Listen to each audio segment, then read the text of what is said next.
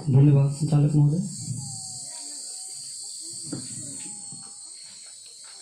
आज यहाँ सैतापुर गांव में शोक सभा का आयोजन किया गया है।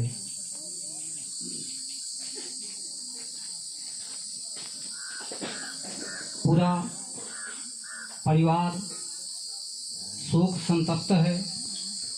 इस शोक की घड़ी में मैं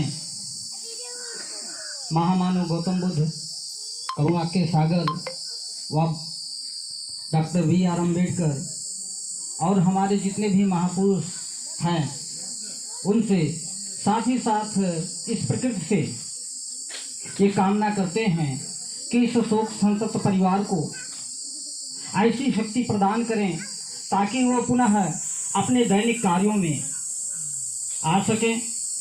आप जानते हैं कि हमारा जो भी परिवार है जब हमारे बीच से उठ जाता है तो हम कितने शोक में डूब जाते हैं, यहाँ तक कि हमारी बहनें मूर्छित हो जाती हैं, परंतु हम कुछ नहीं कर सकते।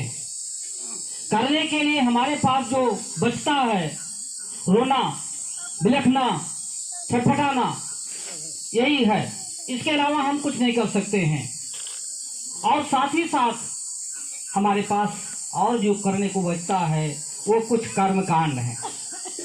वो बहुत सारे कर्मकांड हैं और उन कर्मकांडों को करते हुए हम उनसे विरत हो जाते हैं, अलग हो जाते हैं। अभी तक जो हमारे इस समाज में मृत के बाद कार्यक्रम किए गए हैं, मृत भोज किए गए हैं, उसकी दूसरी पहचान है, दूसरे तरीके थे।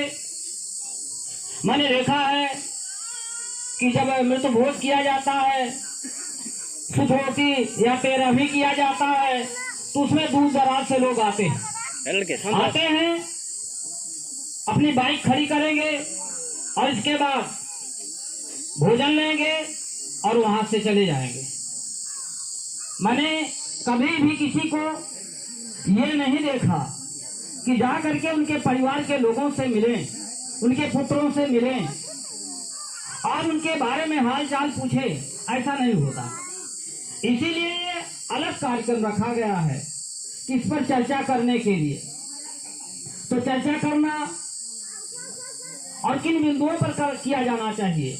जैसे जो व्यक्ति हमारे बीच में नहीं है, हमारे इस समाज के लिए उन्होंने क्या किया है, हमें क्या दिया है, तो हम देखते हैं। जैसा भी हमारे बीच में माननीय आसाराम गौतम जी ने बताया कि इनका एक बहुत बड़ा परिवार है, ये उन्होंने दिया। साथ ही साथ हमारे समाज को बहुत सारी दिशाएं दी। जैसे कि अभी वर्तमान में वो इसके पहले दिवंगत होने से पहले वो एसएसडी परिवार से जुड़े हुए थे और एसएसडी परिवार में आकर के उन्होंने इस पिछड़े हुए क्षेत्र को आकर्षित करने के लिए बहुत सारे कार्य किए, बहुत सारे ग्राम सभाओं का चयन किया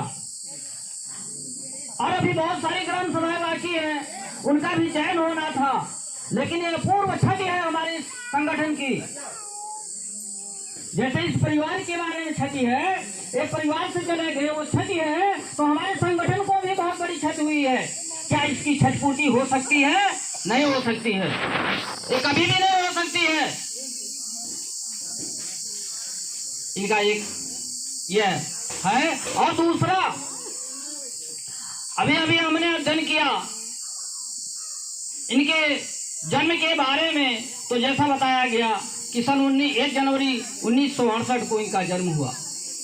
अब इनकी कार्यविधियां क्या थी, समाज के बारे में क्या क्या सोचते थे, तो जब मैंने पाया तो एक साहित्यकार भी थे।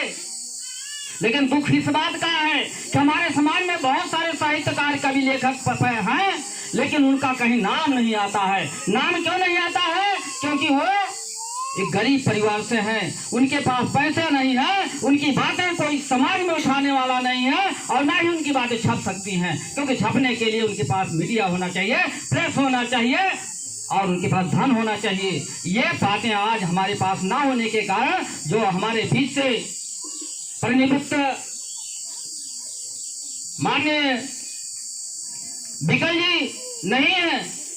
अगर ये उनके पास होता तो आज उनका नाम और कुछ होता। अभी मैं देख रहा था तो इनके विभिन्न आयाम, विभिन्न रूप हैं। आप एक अच्छे गीतकार, कवि और लेखक भी हैं। आपने सोहर, कजरी, गीत, कविता और गद्य में भी बहुत सारी रचनाएं की। अगर मैं इसमें से एक दो का नाम लेना चाहूंगा कि किस प्रकार की कविताएं और किस प्रकार की रचना वो करते थे, क्या हमारे समाज को मालूम है? नहीं मालूम है, और शायद ये उनके पन्नों में दफन रहेगा। तो जाइए देखिए, उनकी एक कविता है, जागो समाज वालों अब वक्त आया जागो, जिम्मेदारियों से अपने हरगिज न दूर भागो। उन्होंने हमारे समाज को कहा कि ऐ समाज, अपने जिम्मेदारियों से तुम्हें नहीं भागना है, तुमको उस जगत की लेनी है जिम्मेदारी, देना है काम तेरा, अब भीख तू न मांगो। कितने बड़ी कविता, कितने बड़ी रचना है। उन्होंने अपने समाज को, दलित शोषित प्रबंधित समाज को कहा कि तुम केवल भीख मांगने के लिए नहीं पैदा हुए हो, तुम केवल राशन के लिए नहीं पैदा हुए हो। लेकिन हमारा समाज आगे भी देखिए, अगली एक कविता कजरी उन्होंने लिखा है, अपने लड़कन के जमी के पढ़ावा पिया, जीवन सजावा पिया। यानी शिक्षा के क्षेत्र पर भी इन्होंने बहुत ध्यान दिया और इस प्रकार की कविताएं लिखा। और भी, बातें से कोयलिया सबके मन रिझावे, और बातें से बुलबुल सबको मन हंसावे। अर्थात उन्होंने कहा कि बात में दम होना चाहिए, बात प्रभावकारी होना चाहिए, बात से ही व्यक्ति प्रभावकारी होता है। तो हमें अपने चरित्र को किस तरह से सजाना चाहिए, किस तरह से रखना चाहिए, ये भी उन्होंने शिक्षा दिया। उनकी कविताओं से आज ही मैंने पाया